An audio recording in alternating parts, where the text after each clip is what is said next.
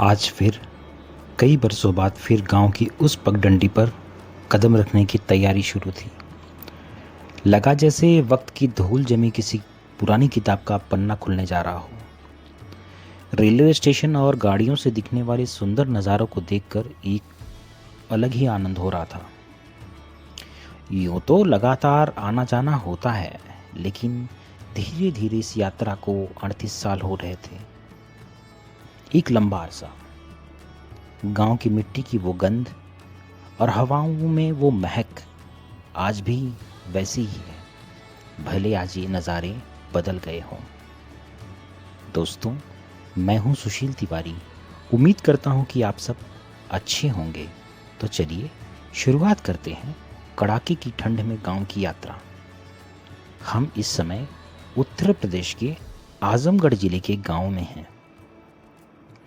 गांव में प्रवेश करते ही सबसे पहले पड़ोस में आज भी जर्जर अवस्था में खड़ा वो मिट्टी का खंडहर नुमा घर दिखा, जहां कभी चूल्हे जलते थे, आंगन में बच्चों की किलकारियां गूंजती थी। आज वो मौन खड़ा अपनी नियति पर रो रहा था। ऐसे ही कई कच्चे पुराने घर अब गिर चुके हैं।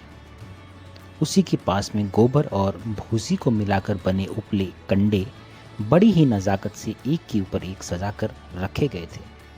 उन्हें देखकर एहसास ऐसा हो रहा था कि आज भी गांव की कला और सलीका जीवित है, जो कंक्रीट के शहरों में कहीं खो सा गया है।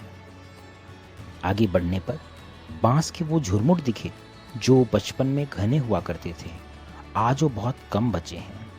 38 साल पहले जब मैं छोटा था, तब से इन्हें देख रहा हूँ। ये आज भी अपनी जगह पर डटे हैं, मानो गांव के आखिरी पहरेदार हों।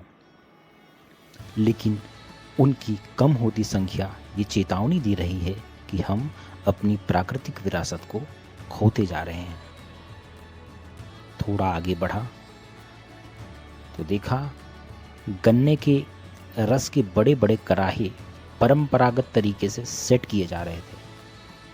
गुड़ बनाने वाली भट्टी का काम चल रहा था, जो कि ईंटों से बनी होती थी। इन ईंटों पर मिट्टी और भूसे के लेप की पुताई की जा रही थी, जिसमें कुछ समय बाद जब गन्ने का मौसम आएगा तो गर्मा गर्म इसमें गन्ने के गुड़ बनेंगे और गुड़ की जो मिठास है वो यहाँ की हवाओं में घुलेगी।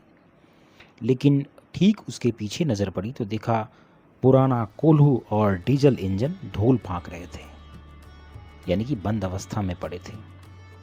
जैसे अपनी दास्तां बयां कर रहे हों कि कभी इनकी भी यहाँ रौनक रही होगी, कभी पूरा गांव इनके इर्द गिर्द सिमटा रहा होगा।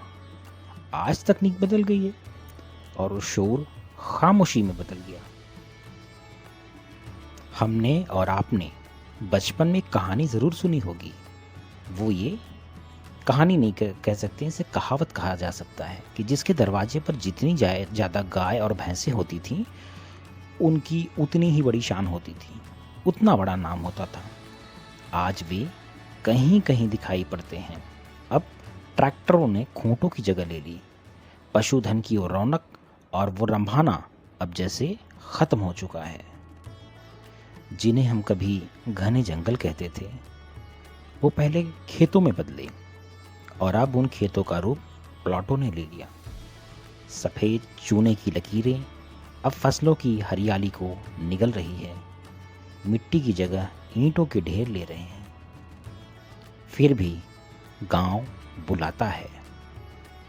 इतना सब बदलने के बाद भी जब ठंडी हवा का एक झोंका चेहरे को छूता है तो लगता है कि गांव आज भी वही है। वह खंडहर, वह भट्टी, वह खामोश इंजन, सब मिलकर एक ही बात कहते हैं, शहर चाहे कितना भी लुभा ले, सुकून तो इसी मिट्टी की गोद में मिलता है। गांव आज भी आपको बुलाता है, अपनी जड़ों की याद दिलाने के लिए। तो क्या आप भी अपने गांव जाते हैं? वही पुराना बचपन ढूंढने की कोशिश करते हैं? कमेंट में ज़रूर लिखना। जल्द ही मिलेंगे एक नई कहानी और नई यात्रा के साथ। तब तक आपका दिन शुभ हो।